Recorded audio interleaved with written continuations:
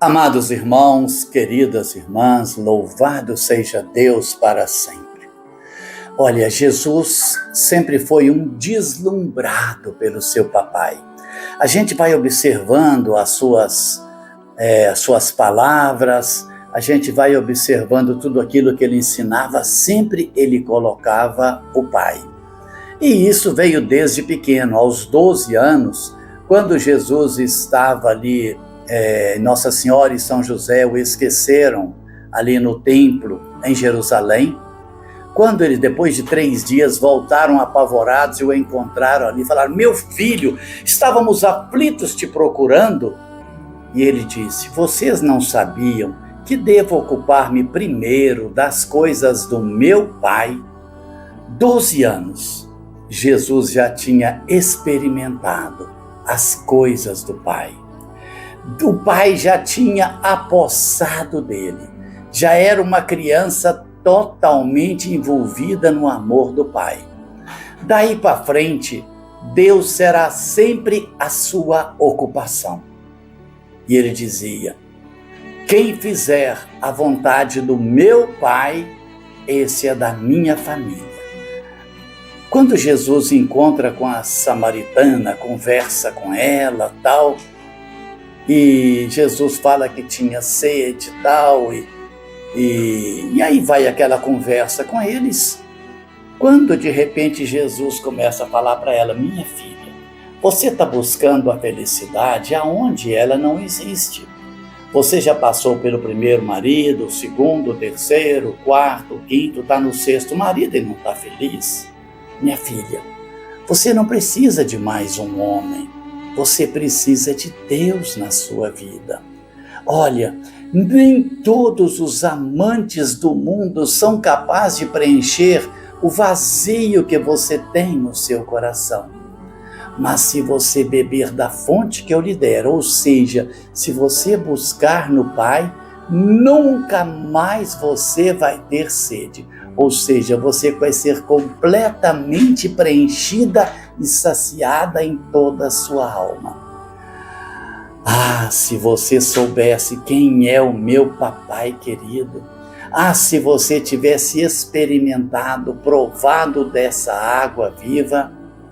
E o Pai era tudo para Jesus. Era a sua realidade, sua existência. E com ele, Jesus vivia a mais fecunda de todas as vidas. Quando Moisés subiu ao Monte Sinai para se aproximar de Deus, ali Deus disse para ele: Moisés, tira as suas sandálias, porque o lugar onde você pisa é sagrado. Ali Deus falava com Moisés naquele monte. Quando os sacerdotes iriam aproximar ali no templo do Santo dos Santos, ali somente o sumo sacerdote poderia entrar ali uma vez por ano para oferecer sacrifício pelos seus pecados e de toda a humanidade. Jesus, desde os 12 anos, foi entrando mar adentro nessa experiência com seu papai querido. E a alma de Jesus era muito sensível, a alma de Jesus era muito delicada e Deus era o seu tudo. Deus tornou o absoluto dele e ele levou isso à mais profunda radicalidade, até as últimas consequências. Quando Jesus contava as suas parábolas, ele então dizia do encantamento dele com seu pai. E fala que um homem saiu para procurar operários para a sua vinha. E saiu de manhã, encontrou ali operários. E os contratou. Depois, ali para as 9 horas, saiu de novo, contratou mais outra turma. Meio-dia, encontrou mais um grupo de pessoas na praça e os contratou. 3 horas da tarde, 5 horas da tarde, ele chega ali, tinha alguns operários que estavam à toa e disse: por que vocês estão aí sem fazer nada? Porque ninguém nos contratou. Então Jesus disse para ele, o dono da vinha, né? Vem então para a minha vinha e eu pagarei para vocês o justo. Quando no final do dia começa a pagar, manda começar a pagar dos últimos. E paga uma diária. Depois às 3h, meio-dia, até os últimos, aqueles que começaram às 7h da manhã. E quando eles recebem uma diária, fala, mas isso é injusto. Nós estamos aqui desde manhã e recebemos o mesmo tanto daqueles que chegaram às 5h da tarde, isso não é justo. Então o dono da vinha disse, mas eu não posso fazer do que é meu aquilo que eu quero. Entre aspas, ele estava dizendo que não existe mérito, não existe privilégio. Todos estão ali por gratuidade do dono da vinha, ou seja, do seu papai querido. Tudo é graça, ninguém é merecedor de nada. Aquele que começou sua vida desde criança nos caminhos de Deus e aquele como bom ladrão no último instante, quando ele diz, Senhor, quando chegar no seu reino, lembra de mim. E Jesus disse, lembrar, filho, lembrar é tão pouco. Hoje mesmo você vai estar comigo no paraíso. O que aquele ladrão fez para merecer o céu? Nada. Gratuitamente estava ali acreditando que a misericórdia de Deus era maior do que todos os seus crimes, do que todos os seus pecados. Estava ali um pai preparando a festa de casamento do seu filho, as bodas de casamento. E manda convidar os seus amigos, mas nenhum podia participar.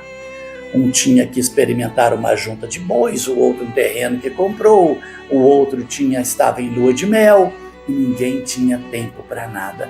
Mas ele manda sair pelos caminhos, e ali ele manda convidar todas as pessoas que encontrassem. Todos são bem-vindos ao reino de Deus. Todos.